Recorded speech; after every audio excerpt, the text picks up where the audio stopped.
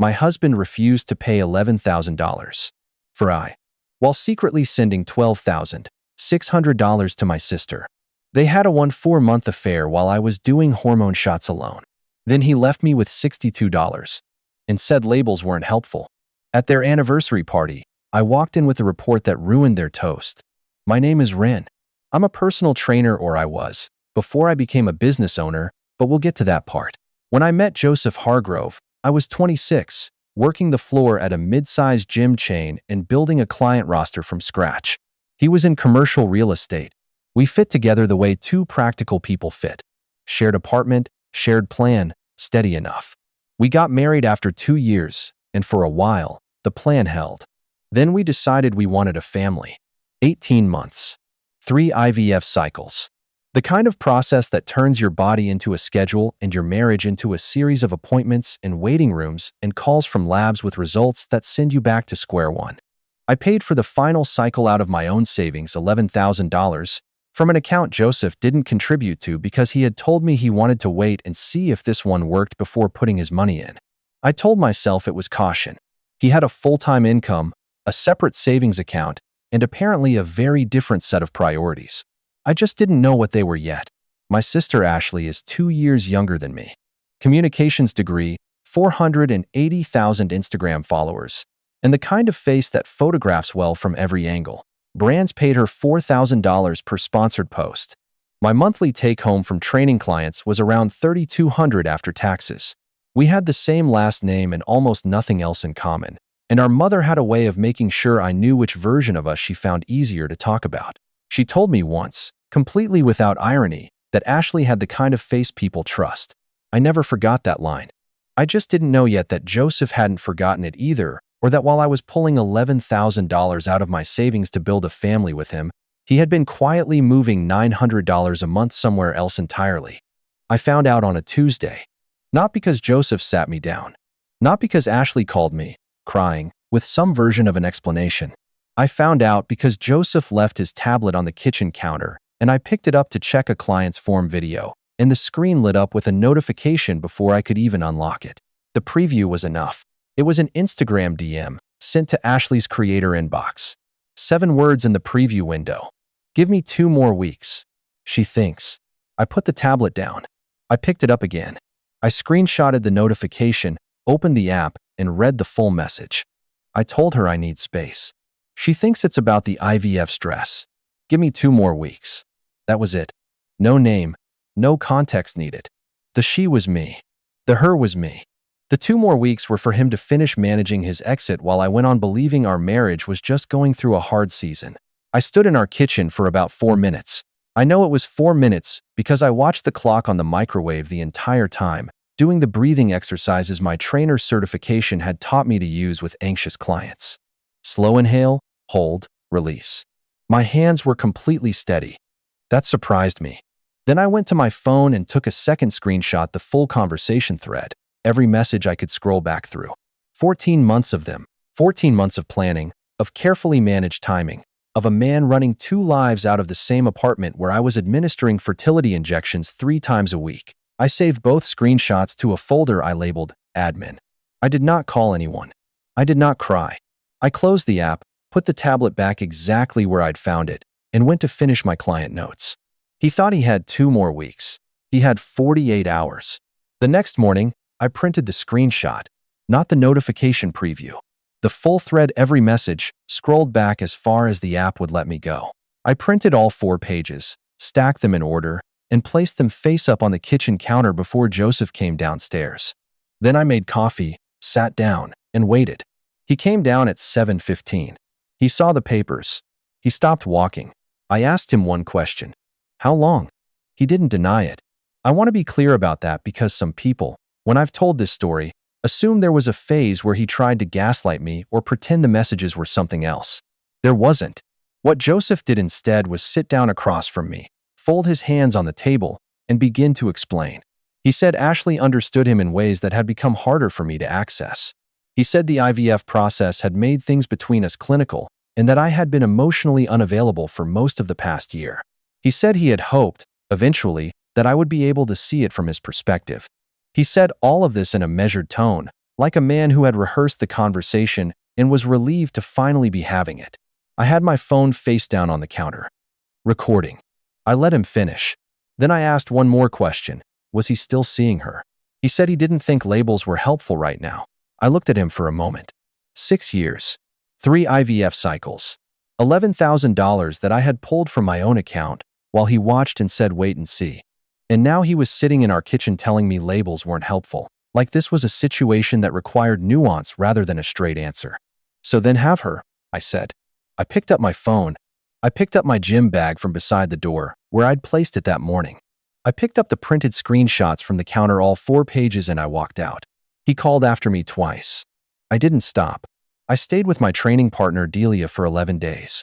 On the 12th day, I signed a sublease on a studio apartment 40 minutes away and paid the first 3 months up front in cash. The withdrawal shows on my bank records as a single transaction, $4,100 gone in one morning. I had $62 left in my personal checking account after that. That was enough to start. The gym became my outlet before it became my plan. Those first few weeks in the studio apartment, I trained the way some people drink hard, early, and without much thinking about it. I was up at 5 every morning, at the gym by 5:30, and I worked the floor until my shift ended, and then I stayed another hour on my own. It was the one place where the math was simple. You lift the weight or you don't. You show up or you don't. Nothing about it required a committee decision or a man's buy-in. 3 weeks after I moved out, my hours got cut. The regional manager at the gym chain called it a restructuring of floor coverage. He sent the notice by email on a Friday afternoon. I had worked there for 4 years, built one of the highest client retention rates on staff, and never missed a scheduled shift. The regional manager was also, as it happened, a college friend of Joseph's older brother. I couldn't prove retaliation. I filed a complaint through HR and was told the decision was within management's discretion. The complaint went nowhere. So I did the math on what I had left. 14 private clients, training out of an hourly rental space at $20 an hour, charging $45 per session. After space costs, I was clearing roughly $2,000 a month. My sublease was $1,400. That left $600 for everything else. I started researching SBA microloans at 10 o'clock at night after my last client of the day, sitting on the floor of my studio with my back against the bed and my laptop on my knees. I didn't know yet what I was building. I just knew I needed to build something before the math stopped working. Then, 6 weeks after I moved out, my phone started going off. 4 texts in 20 minutes, all from different people, all with the same link. Ashley had posted. The photo was the 2 of them at a rooftop restaurant, the same kind of venue Joseph always said was too expensive for a regular Tuesday. She was wearing a ring. The caption read, "Sometimes the right love finds you in the most unexpected way. So grateful." The post had 47,000 likes by the time I saw it. I checked my email while I was still looking at the photo. My attorney had forwarded a document that afternoon, Joseph's divorce filing, processed 11 days earlier. He had filed the paperwork and bought her a ring in the same week. I put my phone down. I opened my laptop. I went back to the microloan research. I made a spreadsheet. 2 years before any of this happened, I had attended a regional fitness conference on my own time in my own dime. Most of the sessions were forgettable. One wasn't. Marianne Voss ran a 40-minute presentation on boutique fitness investment that was so specific and so unsentimental that I stayed after to introduce myself. We exchanged cards. I followed up.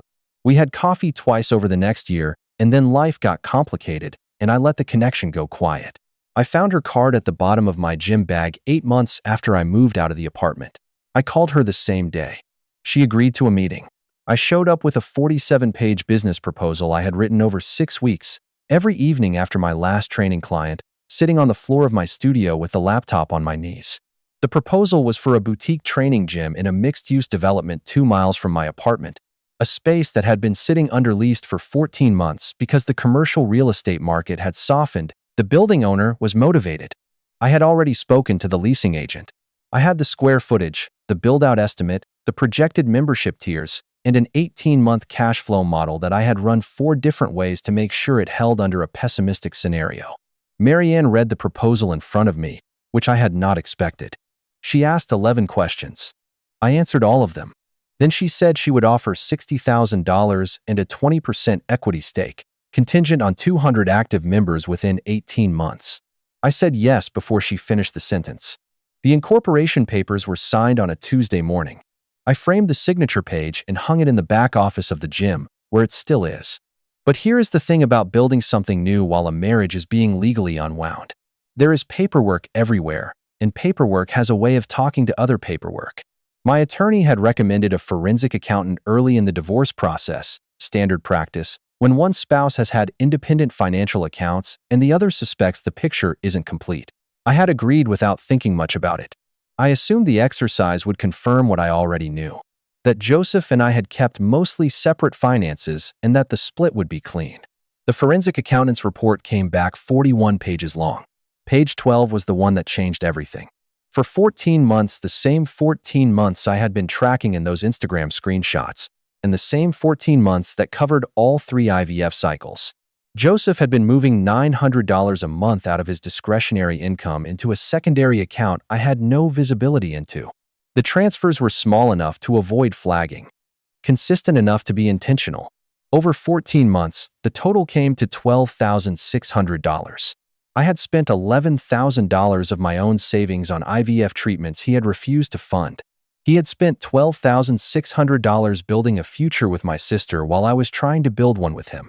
The forensic accountant's report was a formal document dated, page numbered, submitted directly to the divorce proceedings. The settlement was adjusted accordingly. I am not going to tell you the final number, because it is not the number that matters. What matters is that the report existed, that it was admissible, and that every transfer had a date and a destination. He had been funding her while I was funding us. The divorce finalized on a Thursday. The gym opened 6 weeks later. 8 months after opening, I had 750 active members 5 months ahead of the 200-member threshold Marianne had set as her condition.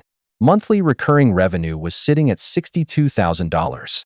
My salary draw was $8,000 a month, which was more than double what I had been making training clients out of a rented hourly space. Ashley's last 3 sponsored posts had performed noticeably below her usual engagement rate. 2 fitness brands she had worked with the previous year had quietly shifted their partnerships toward gym owners with physical locations and verifiable member bases. I only knew this because one of the brands had reached out to me. While she was losing sponsorships, I was signing leases. The invitation came through my mother. Not a text, not an email, an actual card, mailed to my mother's house with a handwritten note asking her to pass it along. My mother called me on a Sunday evening and read it to me over the phone in the careful voice she uses when she is trying to be neutral about something she has already formed an opinion on. 1-year anniversary party, rooftop venue downtown, cocktail attire, +1 welcome. She said she thought it would be good for everyone to move forward. I told her I would think about it. I thought about it for approximately 40 minutes. My first instinct was to throw the card away and spend that evening doing something useful. My second instinct, the one I have learned to pay attention to, told me that staying home was its own kind of statement and not the one I wanted to make. I had spent 12 months building something. I had the blazer. I had Raid. I had 750 members and a forensic accountant's report and a signed lease on a second location. Staying home meant none of that was in the room. I RSVP'd yes. I told 2 people. Marianne, who said go without hesitation and then asked what I was wearing. And Reed, who listened to the whole situation in the way he listens to everything quietly, without interrupting, and then asked one question. Do you want me there? I said yes. We arranged for his daughter's babysitter to stay late. Reed has a 7-year-old from a previous relationship, a kid named Sloan, who had recently started asking me questions about strength training with the focused intensity of someone who has already decided the answer matters. I bought a new blazer, same cut as the gym one, same logo on the lapel. Reed picked up a reservation at a restaurant near the venue for after, because he said we should have something good to do regardless of how the evening went. The party was in 11 days. 9 days before the party, I got a message from a woman named Joanna. She had been a bridesmaid at Ashley and Joseph's wedding and had been close to Ashley for years until something between them had broken down badly enough that Joanna had stopped returning Ashley's calls. I didn't know the details and didn't ask. What Joanna sent me was a series of screenshots from a private conversation she had with Ashley several months earlier, a conversation in which Ashley, in the middle of what appeared to be an argument about something else entirely, had let something slip. The baby had been born 7 months after the wedding. Ashley had framed this publicly as a premature birth, which was plausible enough that no one had pushed back. But in the screenshots Joanna sent me, Ashley's own words told a different story about the timing. A paternity test had been quietly administered. The results were in a PDF attached to Joanna's message. I opened it. The date stamp on the test predated the wedding by 6 weeks. I sat with that for a long time. The affair had not started when Joseph told me it started. It had been running for at least 6 weeks longer than his version of events, which meant it had been running during the month I began my final IVF cycle. The cycle I had paid for alone. The cycle he had watched me go through while he was making entirely different plans. I did not call Joanna back that night. I did not call my attorney. I saved the PDF to the same folder as everything else, closed my laptop, and drove to the gym. It was 10:30 at night and the floor was empty. I did my breathing exercises in the dark for 20 minutes. Slow inhale, hold, release, the same ones I had used the morning I found the messages on the tablet, the same ones I had learned to teach anxious clients years before any of this happened. Then I locked up, drove home, and laid out what I was going to wear. There was nothing left to decide. There was nothing left to forgive or process or negotiate. I had the receipts. I had the timeline. I had 12 months of documented evidence that everything Joseph and Ashley had built had been constructed on top of something they had taken from me without asking. I wasn't going to that party to cause a scene. I wasn't going to wave documents around or corner anyone in the hallway. I was going because I had earned the right to be in that room, and because sometimes the only thing left to do is simply show up and let the truth take care of itself. The next morning I put on the blazer. We arrived 20 minutes after the party started. Reed had suggested that timing deliberately late enough that the room would be settled and people would have had a drink, early enough that leaving wouldn't feel like a statement. I had agreed. We took the elevator to the rooftop and I heard the party before I saw it.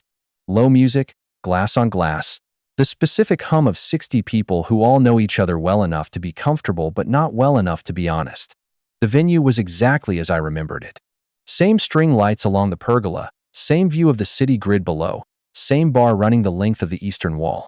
I had made a reservation here once, for an anniversary dinner that never happened, because by the time that anniversary came around, there was nothing left to celebrate. I mentioned it to Reed quietly when we stepped off the elevator. He looked at me once, then looked at the room, and put his hand at the small of my back. 3 people recognized the logo on my blazer before we reached the bar. A woman from my 6:30 class, who grabbed my arm and said she had just been telling her husband about the second location. A man I didn't know who said he had been meaning to sign up for months and was at the Callaway Fitness on Renner Street. A couple who had joined in the gym's 3rd month and had referred 11 other members since. I talked to all of them.